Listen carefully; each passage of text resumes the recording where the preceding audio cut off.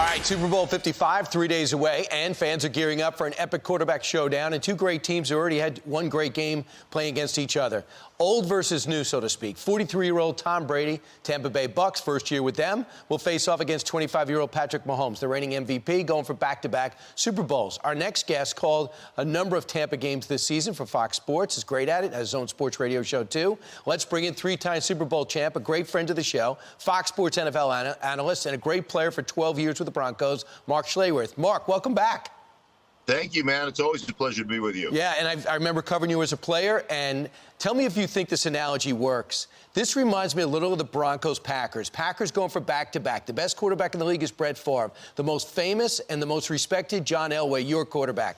And Elway pulled off the upset. Famously, your owner, Pat Bowlen, would hold up the trophy and say, "This one's for John." At the end of this, will the owner of the Bucs be saying, "This one's for Tom"? Yeah, well, it certainly could happen.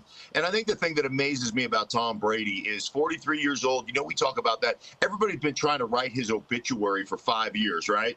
And he just continues to play. But here's the thing that's amazing.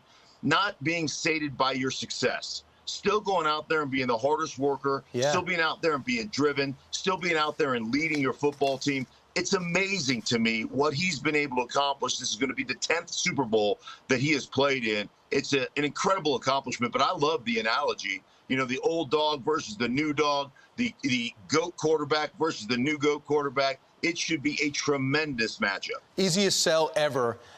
The last time they played, it was 27-24 in a great game. Tyreek Hill, one of the fastest, smallest guys in the league, was unstoppable. 3 touchdowns, 269 yards. Can you scheme against that? Can you actually come up with a way to stop him this time? Well, one of the things that you have to be able to do is obviously you can't give up the 40 to 60-yard touchdowns over the top because their speed is that great. But once you get into the red zone in that shortened area, it eliminates some of the speed of the opponent. So because that field is shorter, you don't have to worry about getting beat over the top. So you can play with your heels at 8 yards and not have to worry. That end line is the 12th defender. So, you know, if you can stop them in the red zone, negate some of that speed, right, and play well there and make them kick field goals, you've got a chance. But they're going to score, man. They're that dynamic on the offensive side of the ball. And as you know well, Giants were able to beat the Bills in that high-powered offense by running the ball and keeping the Bills' high-powered offense off the field. I wonder if that will work again. First, real quick, your prediction, Mark? I think Kansas City's going to win it, but I think it's going to be a tight game. I wouldn't be surprised if Tom Brady and the Bucs pull it off, but I'm going to go with Kansas City, which, being a Bronco, is a little bit like eating a turd sandwich for me. I understand. You're in the same difference. So tell me about Fox Bet Super Bowl game.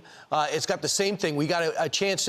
Terry Bradshaw's given up $4 million of his money already. Yeah. What about a chance to win $250,000 more of Terry Bradshaw's money? How do we do it? Yeah, Fox Bet, you can just download the app, and it's a pick-6 game, right? You pick 6 things, right? You got a chance to win $250,000 of Bradshaw's money. Bradshaw must have tons of money. He gets paid a lot more than me to be giving away $4 million over the course of the season. But just the Fox Bet app, that's all you got to go do. He's so broke, he's got to do that reality show every week just to make ends meet and pay the phone bill. It's unbelievable. Yeah. And Mark, congratulations. Great season broadcasting, the weirdest year ever. And, of course, my last question to you is there's no hype because there's no teams. There's no press. There's not even going to be a capacity crowd. Does that make this a normal game?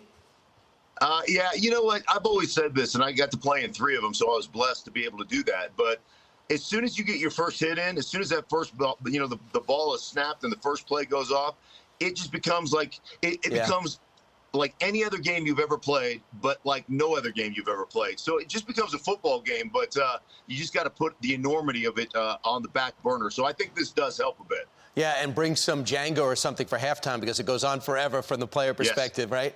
Mark, yeah, absolutely. Thanks so much. Great analysis. I'll talk to you again soon. Thanks, Brian. Take care.